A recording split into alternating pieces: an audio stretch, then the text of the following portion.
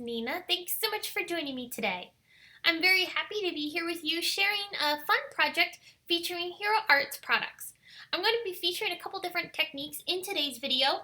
All of them are going to be including the new Destination Paris stamp set and the postage stamp dies from Hero Arts. I'm going to be showing you how to create not only a partial die cut card front, but I'm also going to share some tips and tricks for adding some hand-drawn elements to your cards and also creating a color inspiration board for using on your cards to help you get a jumping off point for your card project. For these cards, I wanted to start off by having an inspiration board that I could use to be able to create my cards. So I went on to Pinterest and I did some searching and I ended up finding a few different images that I really loved. You can see each of them on the right hand side of each of these pictures here of my color boards. From those pictures, I then went ahead and started searching for color combinations and images that really kind of captured that same feel that each of these images on the right hand side have. So I ended up finding all of the images that you see here and creating my own little color boards. And these are great inspiration points that I can save and reference later on when I'm kind of in a rut, or if I need some just a jumping off point for color, I can gravitate towards these and find some really great inspiration that helps me be able to use these on card projects, not only for this one, but also for card projects in the future. So let's get started on creating today's cards. I'm starting off by taking a 4 1/4 by 5.5 inch card. This is an A2 size card.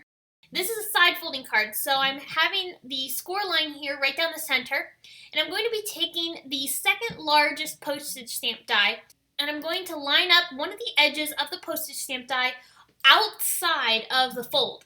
This is because I don't want the edge of that postage stamp die to cut beyond the fold. I'm also going to make sure that my cutting plate does not go past the fold of my card. So I'm making sure I line that edge up with the fold of the card, and I'm going to go ahead and run this through my Big Shot machine.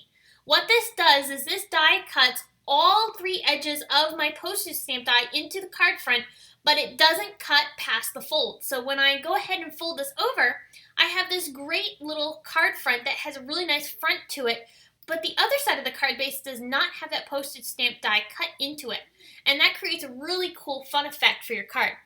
Now I'm going to go ahead and trim off the excess that's hanging off here, just using some scissors here. These are the Tim Holtz mini snips. Once I've trimmed off the edges, I'm now going to take these into my tonic trimmer. This is the mini trimmer. I'm just going to eyeball this and trim down the edges of this card base. And this is just going to allow it to have a nice even edge around all 3 sides of this card. And the reason I'm creating this so that the back side of the card front is still visible is because I'm going to be putting some colored cardstock on the inside of this card. Alright, so I'm going to go ahead and mount this into my Misty stamping tool. And this is because I'm going to be using this Destination Paris stamp set. However, you notice because it is wood mounted, I can't put this into my Misty. But you can remove the stamp from the wood block, and it does have some tackiness to the stamp itself from being attached to the wood block. So I can line this up into my Misty stamping tool. It will stick to the door, and I can go ahead and ink this up and use it just like any other cling stamp. The great thing is that I can now line this up onto my Misty and onto my card front very easily, and if I need to, I can always re-stamp back over top of my image and be able to get a perfect impression every time. If I want to go ahead and use this as a wood block once again, I just go ahead and line this back up onto the wood block, and because there's adhesive on both the block and the stamp, it's going to hold down onto the wood block perfectly and it won't fall off. So now it's time to go ahead and add a little bit of detailing to this stamped image. This image is so detailed and really, really cool. It would look great to leave it just as it is without adding some color, but I thought it'd be fun to take a few Copic markers that matched in the same color tones as the stamped color and just add a little bit of shading to certain parts of the image. Again, this is totally optional, but I thought this would be kind of fun to add a little bit of interest to the card. So I'm just selecting colors that are very similar. I've used a darker, a mid-tone, and then a very light color tone, all in the same shade. Now the other thing I want to do is I want to add some embellishing details using a gel pen. In this particular card, I'm using a gold gel pen, but I did also use black and silver on the other 2 cards. And the reason I'm adding these hand-drawn details is because it just adds a little bit of extra fun and interest to the card and just gives it that really nice handmade feel. Like I mentioned earlier, I wanted to add some colored cardstock to the inside of the card. So in this particular card, this is the pink and mint color scheme. I'm just adding some cotton candy cardstock from Simon Says Stamp to the inside of the card, and then I'll go ahead and trim that down so it's not hanging off the sides of my card front. Now I will mention that the ink that I used for the pink and mint card, I actually wish I had done a slightly darker shade of mint, because when I stamped it, it was nice and dark, but of course ink does dry back, and I didn't realize this one was going to dry back quite as much as it did. So it's a little bit lighter than I really wanted it to be, but I went ahead and went with it as is. I think it looks really cool, and it has a nice soft feel, just like on the inspiration photo that I used for this card. But if I was going to do this again, I think I'd probably go with a slightly darker shade of mint just to go ahead and give it that nice graphic feel. While I was talking, I added a bit of baker's twine around the top edge of my card, and I'm adhering the bow down with a bit of liquid glue just to make sure it stays in place and it's nicely lined up in the center area of my card, and it won't shift later on.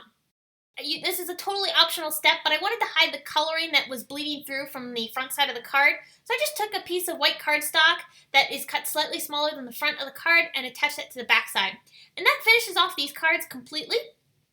You can see here the color combinations that I used. You can see the black and blue there on the left, the pink and mint in the middle, and then we also have the red and gray color scheme along the right-hand side.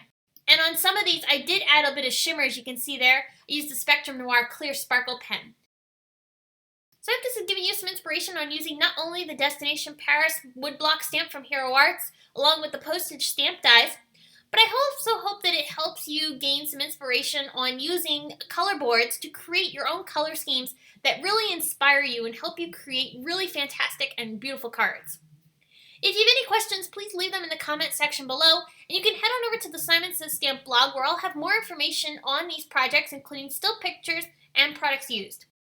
Please give this video a big thumbs up, subscribe to our YouTube channel, and you can connect with us on social media at Facebook, Instagram, Twitter, Pinterest, YouTube, as well as our blog.